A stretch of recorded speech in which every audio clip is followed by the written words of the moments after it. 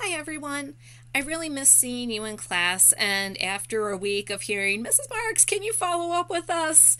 I thought what I would do is instead of waiting for April 6th for the quarantine to possibly be lifted, possibly not be lifted, what I would do is try to find a way to connect with all of you, even though I can't see you in class daily, and sometimes the barriers for technology is kind of hard to get over. I know most of you have smartphones, most of you access YouTube. We all love the funny cat videos. So, this is my way of trying to connect with all of you and still try to engage you in the academic process. So, I miss all of you. And I hope to see you soon. But if not, at least this gives us something to talk about when I call to check in on you on top of the Blizzard bags. So, special thank you to J.K. Rowling for allowing her books to be read during this COVID-19 outbreak. I really appreciate being able to read to my students. So, thank you very much for allowing teachers like me to read to my students. I had received the request to read Harry Potter and the Sorcerer's Stone. Some of my students were interested in it, especially because I had introduced myself to my students having very much a Hermione-like personality. So, without further ado, Harry Potter and the Sorcerer's Stone. Chapter 1: The Boy Who Lived. Mr. and Mrs. Dursley of number 4 Privet Drive were proud to say they were perfectly normal. Thank you very much. They were the last people you'd expect to be involved in anything strange or mysterious, because they just didn't hold with such nonsense. Mr. Dursley was the director of a firm called Grunnings, which made drills. He was a big, beefy man with hardly any neck, although he did have a very large mustache. Mrs. Dursley was thin and blonde and had nearly twice the usual amount of neck, which came in very useful as she spent so much of her time craning over garden fences spying on the neighbors. The Dursleys had a small son named Dudley, and in their opinion there was no finer boy anywhere. The Dursleys had everything they wanted, but they also had a secret. Their greatest fear was that somebody would discover it. They didn't think they could bear it if anyone found out about the Potters. Mrs. Potter and Mrs. Dursley was Mrs. Dursley's sister, but they hadn't met for several years. In fact, Mrs. Dursley pretended she didn't have a sister, because her sister and her good-for-nothing husband were as un-Dursley-ish as it was possible to be. The Dursleys shuddered to think what the neighbors would say if the Potters arrived in the street. The Dursleys knew that the Potters had a small son, too, but they had never seen him. This boy was another good reason for keeping the Potters away. They didn't want Dudley mixing with a child like that. When Mr. and Mrs. Dursley woke up on the dull, gray Tuesday, our story starts. There was nothing about the cloudy sky outside to suggest that strange and mysterious things would soon be happening all over the country. Mr. Dursley hummed as he picked out his most boring tie for work, and Mrs. Dursley gossiped away happily as she wrestled the screaming Dudley into his high chair. None of them noticed a large, tawny owl flutter past the window. At 8:30, Mr. Dursley picked up his briefcase, pecked Mrs. Dursley on the cheek, and tried to kiss Dudley goodbye, but missed, because Dudley was now having a tantrum and throwing his cereal at the walls. "Little tyke," chortled Mr. Dursley as he left the house. He got into the car and backed out of number 4's drive. It was on the corner of the street that he noticed the first sign of something peculiar: a cat reading a map. For a second, Mr. Dursley didn't realize what he had seen. Then he jerked his head around to look again. There was a tabby cat standing on the corner of Privet Drive, but there was no map in sight. What could he have been thinking of? It must have been a trick of light. Mr. Dursley blinked and stared at the cat. It stared back. As Mr. Dursley drove around the corner and up the road, he watched the cat in his mirror. It was now reading the sign that said Privet Drive. No, looking at the sign. Cats couldn't read maps or signs. Mr. Dursley gave himself a little shake and put the cat out of his mind. As he drove toward town, he thought of nothing except a large order of drills he was hoping to get that day. But on the edge of town, drills were driven out of his mind by something else. As he sat in the usual morning traffic jam, he couldn't help noticing that there seemed to be a lot of strangely dressed people about. People in cloaks. Mr. Dursley couldn't bear people who dressed in funny clothes. The get-ups you saw on young people. He supposed this was some stupid new fashion. He drummed his fingers on the steering wheel, and his eyes fell on a huddle of those weirdos standing close by. They were whispering excitedly.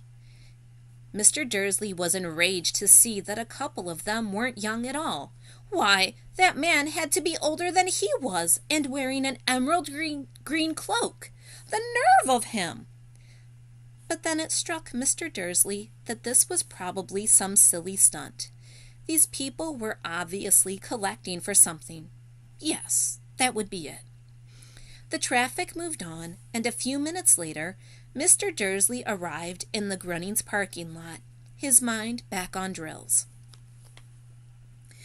Mr. Dursley always sat with his back to the window in his office on the 9th floor. If he hadn't, he might have found it harder to concentrate on drills that morning. He didn't see the owls swooping past in broad daylight, though people down in the street did. They pointed and gazed open-mouthed as owl after owl sped overhead. Most of them had never seen an owl even at nighttime. Mr. Dursley, however, had a perfectly normal, owl-free morning. He yelled at 5 different people.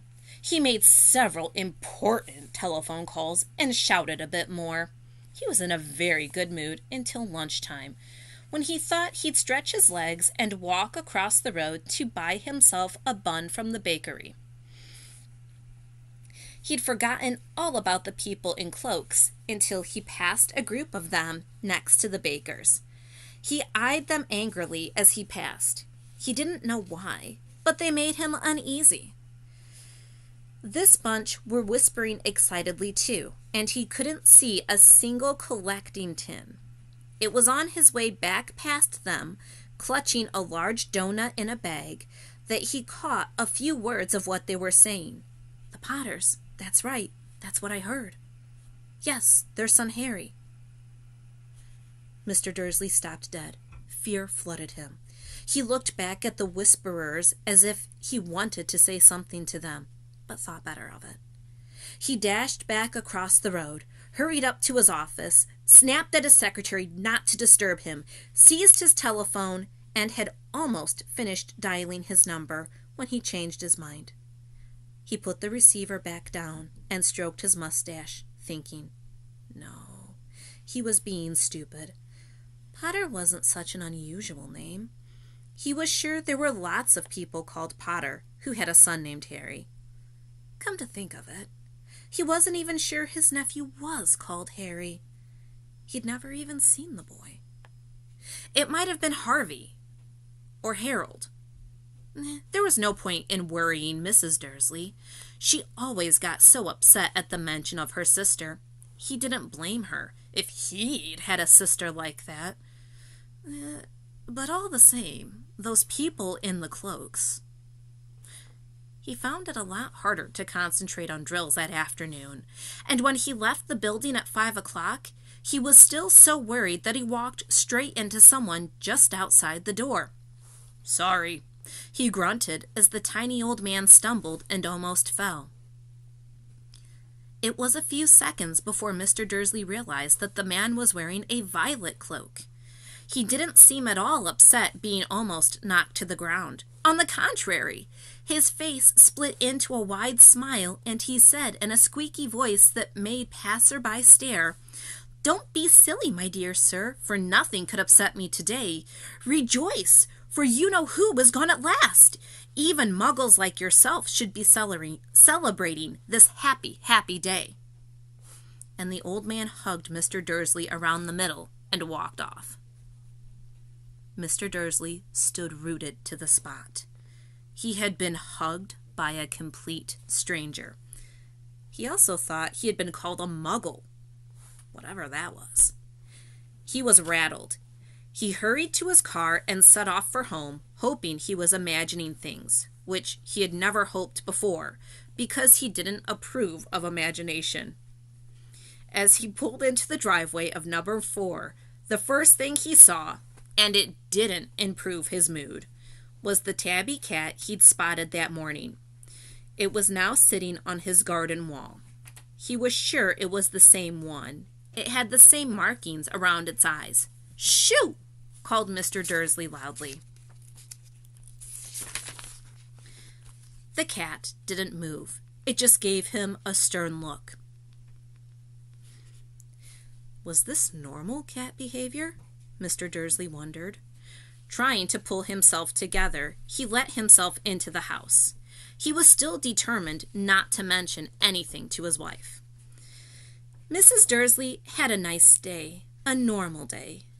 She told him over dinner about how Mrs. Next Door's problem with her daughter, and how Dudley had learned a new word, won't.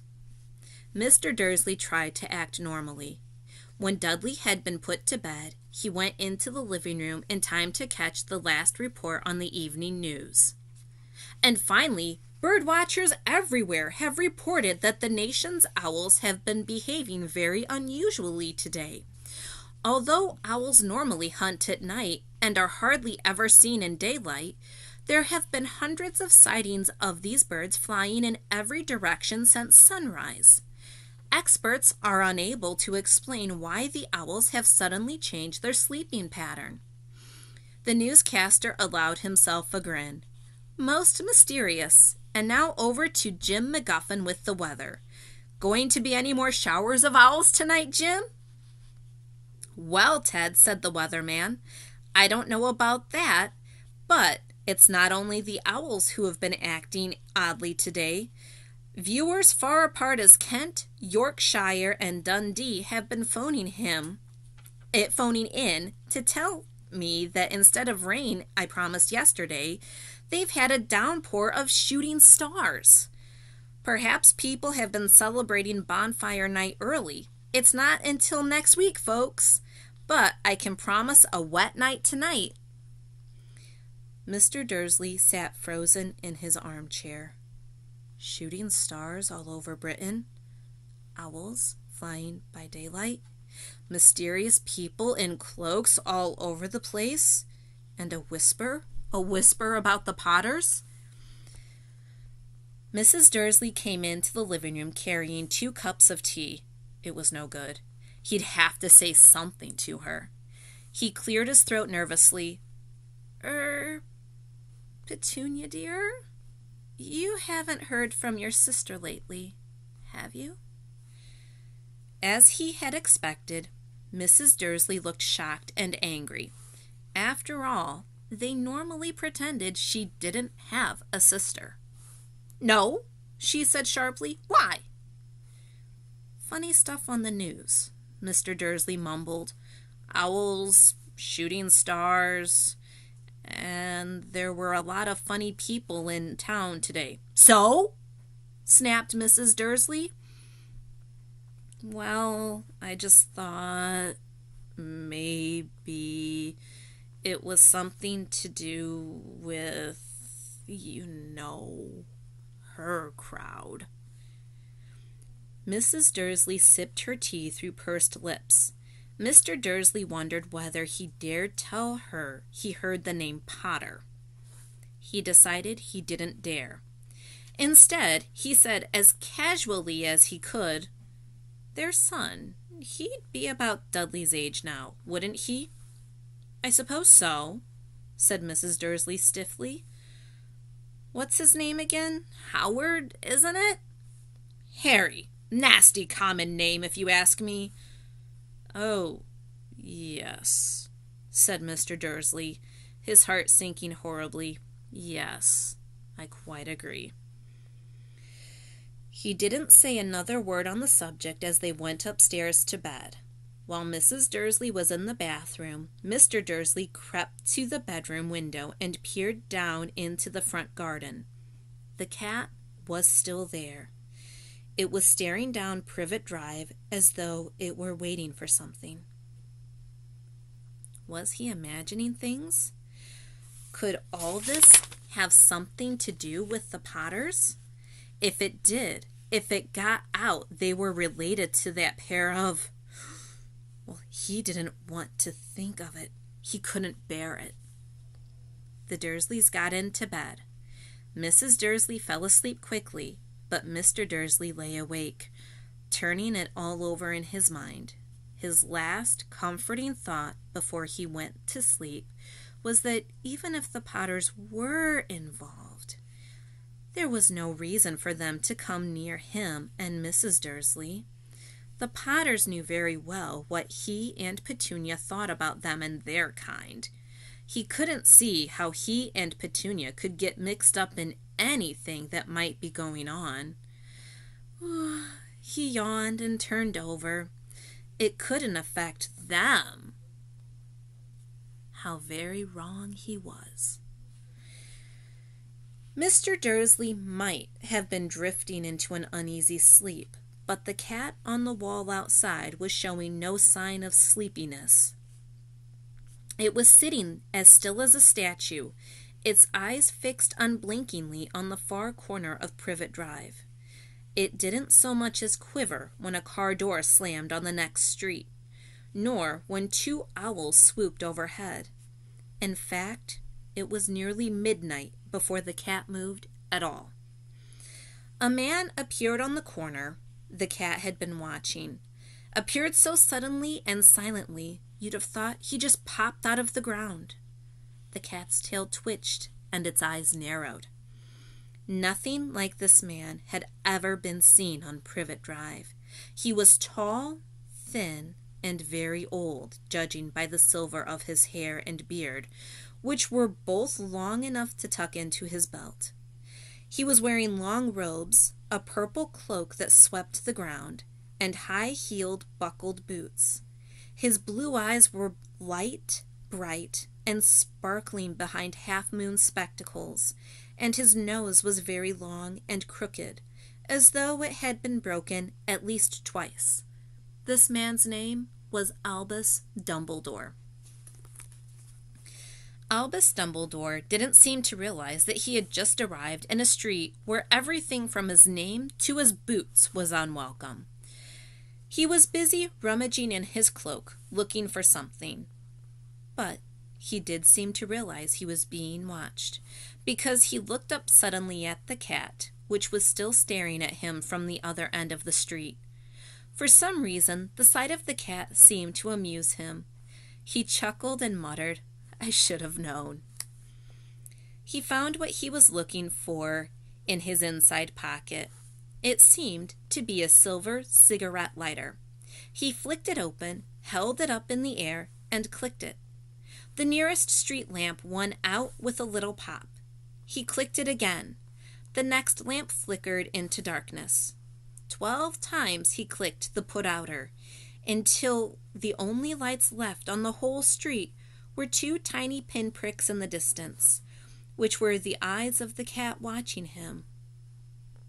If anyone looked out of their window now, even beady-eyed Mrs. Dursley, they wouldn't be able to see anything that was happening down on the pavement.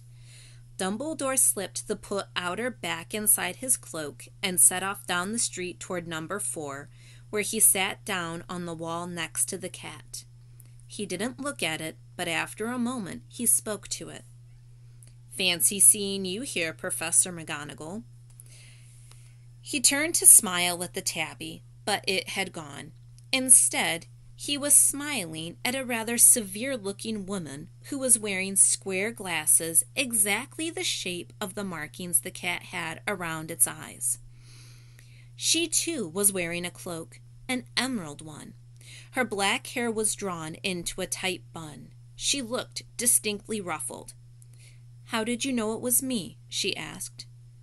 "My dearest professor, I've never seen a cat sit so stiffly. You'd be stiff if you'd been sitting on a brick wall all day, said Professor McGonagall. All day? When you could have been celebrating? I must have passed a dozen feasts and parties on my way here. Professor McGonagall sniffed angrily. Oh, yes, everyone's celebrating all right, she said impatiently. You'd think they'd be a bit more careful, too, but no. Even the Muggles have noticed something's going on. It was on their news. She jerked her head back at the Dursleys' dark living room window. I heard it. Flocks of owls, shooting stars. Well, they're not completely stupid. They were bound to notice something. Shooting stars down in Kent? I'll bet that was Daedalus Diggle. He never had much sense. You can't blame them, said Dumbledore gently. We've had precious little to celebrate for 11 years. I know that, said Professor McGonagall irritably. But that's no reason to lose our heads. People are being downright careless on the streets in broad daylight, not even dressed in Muggle clothes, swapping rumors. She threw a sharp sideways glance at Dumbledore here, as though hoping he was going to tell her something, but he didn't. So she went on. A fine thing it would be if, on the very day you-know-who seems to have disappeared at last, the Muggles found out about us all. I suppose he really has gone, Dumbledore? It certainly seems so, said Dumbledore. We have much to be thankful for. Would you care for a lemon drop? A what? A lemon drop. They're a kind of Muggle sweet I'm rather fond of. No, thank you, said Professor McGonagall coldly, as though she didn't think this was the moment for lemon drops. As I say, even if you-know-who has gone. My dear Professor, surely a sensible person like yourself can call him by his name? All this you-know-who nonsense. For 11 years, I have been trying to persuade people to call him by his proper name, Voldemort. Professor McGonagall flinched, but Dumbledore, who was unsticking 2 lemon drops, seemed not to notice. It all gets so confusing if we keep saying you-know-who. I have never seen any reason to be frightened of saying Voldemort's name. I know you haven't, said Professor McGonagall, sounding half exasperated, half admiring. But you're different. Everyone knows you're the only one you know. Oh, all right, Voldemort was frightened of. You flatter me, said Voldemort calmly. Voldemort had powers I will never have. Only because you're too, well, noble to use them. It's lucky it's dark. I haven't blushed so much since Madame Pomfrey told me she liked my new earmuffs. Professor McGonagall shot a sharp look at Dumbledore and said, The owls are nothing next to the rumors that are flying around. You know what everyone's saying? About why he's disappeared? About what finally stopped him? It seemed that Professor McGonagall had reached the point she was most anxious to discuss. The real reason she had been waiting on a cold, hard wall all day. For neither as a cat nor as a woman had she fixed Dumbledore with such a piercing stare as she did now. It was plain that whatever everyone was saying, she was not going to believe it until Dumbledore told her it was true. Dumbledore, however, was choosing another lemon drop and did not answer. What they're saying, she pressed on, is that last night Voldemort turned up in Godric's Hollow. He went to find the Potters. The rumor is that Lily and James Potter that they're dead. Dumbledore bowed his head. Professor McGonagall gasped. Lily and James? I can't believe it. I don't want to believe it. Oh, Albus! Dumbledore reached out and patted her on the shoulder. I know, he said heavily. Professor McGonagall's voice trembled as she went on. That's not all.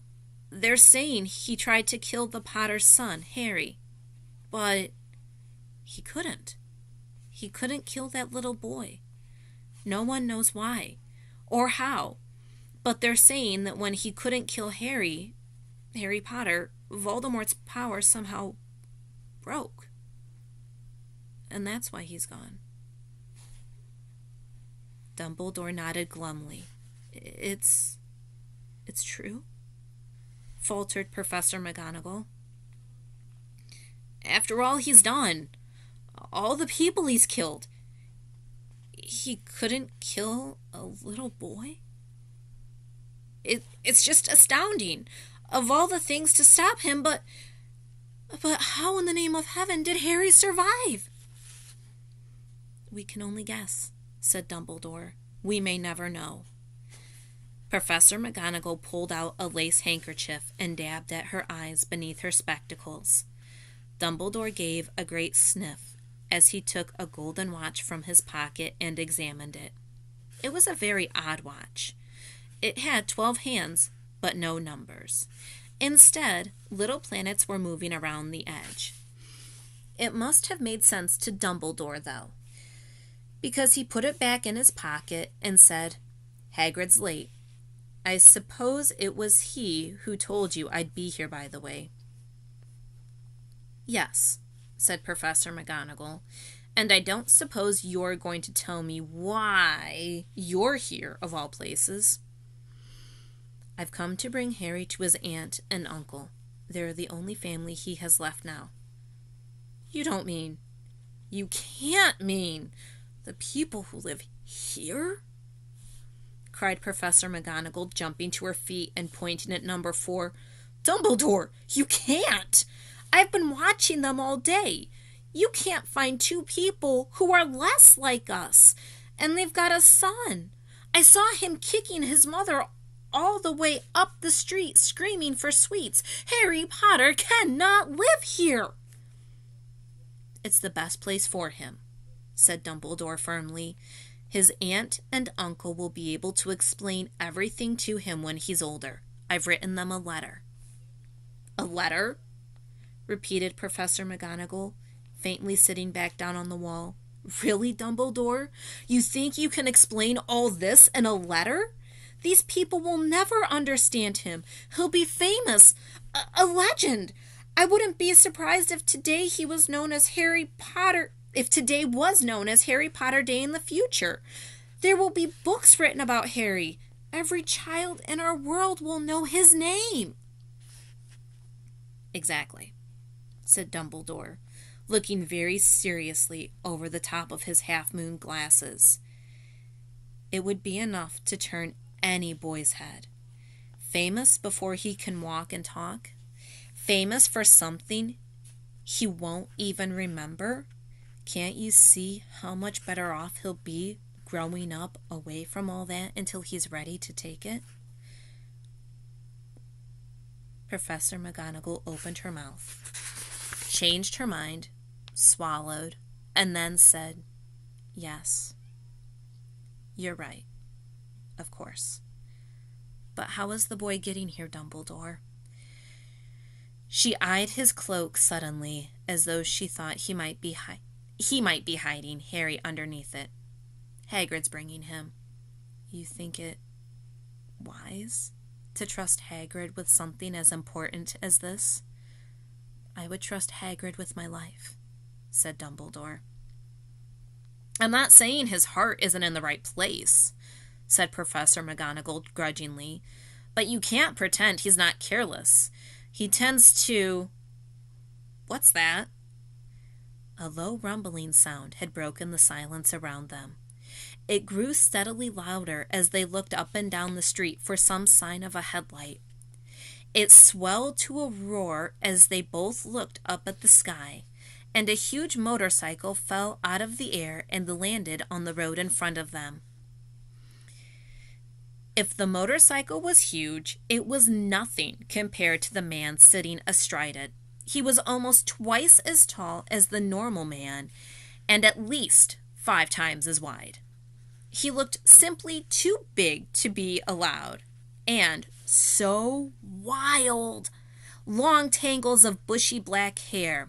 His beard hid most of his face, and his hands the size of trash can lids.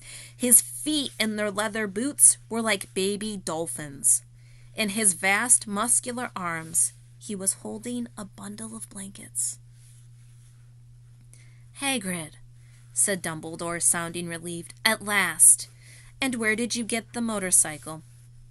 "Borrowed it, Professor Dumbledore, sir," said the giant, climbing carefully off the motorcycle as he spoke. "Young Sirius Black lent it to me. I've got him, sir." "No problems, were there?" "No, sir. House was almost destroyed. But I got him out all right before the muggles started swarming around. He fell asleep as we was flying over Bristol." Dumbledore and Professor McGonagall bent forward over the bundle of blankets. Inside, just visible, was a baby boy, fast asleep. Under a tuft of jet black hair over his forehead, they could see a curiously shaped cut, like a bolt of lightning. "Is that where—" whispered Professor McGonagall. "Yes," said Dumbledore. "He'll have that scar forever. Couldn't you do something about it, Dumbledore?" "Even if I could, I wouldn't. Scars can come in handy. I have one above my left knee that is a perfect map of London Underground. Well, give him here, Hagrid. We better get this over with." Dumbledore took Harry in his arms and turned toward the Dursleys' house. Could I say goodbye to him, sir?" asked Hagrid. He bent his great shaggy head over Harry and gave him what must have been a very scratchy, whiskery kiss. Then suddenly, Hagrid let out a howl like a wounded dog. "Shh!" hissed Professor McGonagall. "You'll wake the muggles." "Sorry," sobbed Hagrid, taking out a large spotted handkerchief and burying his face in it. "I can't stand it. Lily and James dead, and poor little Harry off to live with muggles." Yes, it's all very sad, but get a grip on yourself, Hagrid, or we'll be found," Professor McGonagall whispered, patting Hagrid gingerly on the arm as Dumbledore stepped over the low garden wall and walked to the front door. He laid Harry gently on the doorstep, took a letter out of his cloak, tucked it inside Harry's blankets, and then came back to the other two. For a full minute the three of them stood and looked at the little bundle. Hagrid's shoulders shook. Professor McGonagall blinked furiously, and the twinkling light that usually shone from Dumbledore's eyes seemed to have gone out. "Well," said Dumbledore finally, "that's it. We've no business staying here. We may as well go and join the celebrations." "Yeah," said Hagrid in a very muffled voice. "I'll be taking Sirius's bike back. Good night, Professor McGonagall. Professor Dumbledore, sir." Wiping his streaming eyes on his jacket sleeve, Hagrid swung himself onto the motorcycle and kicked the engine into life. With a roar, it rose into the air and off into the night. "I shall see you soon, I expect, Professor McGonagall," said Dumbledore, nodding to her. Professor McGonagall blew her nose in reply. Dumbledore turned and walked back down the street. On the corner he stopped and took out the silver put-outer. He clicked it once, and 12 balls of light sped back to the street lamps, so that Privet Drive glowed suddenly orange, and he could make out a tabby cat slinking around the corner at the other end of the street. He could just see the bundle of blankets on the step of number 4. "Good luck, Harry," he murmured. He turned on his heel, and with a swish of his cloak, he was gone. A breeze ruffled the neat hedges of Privet Drive, which lay silent and tidy under the inky sky. the very last place you would expect astonishing things to happen. Harry Potter rolled over inside his blankets without waking up. One small hand closed on the letter beside him, and he slept on, not knowing he was special, not knowing he was famous, not knowing he would be woken in a few hours' time by Mrs. Dursley's scream as she opened the front door to put out the milk bottles, nor that he would spend the next few weeks being prodded and pinched by his cousin Dudley. He couldn't know that at this very moment, people meeting in secret all over the country were holding up their glasses and saying in hushed voices, "To Harry Potter, the boy who lived."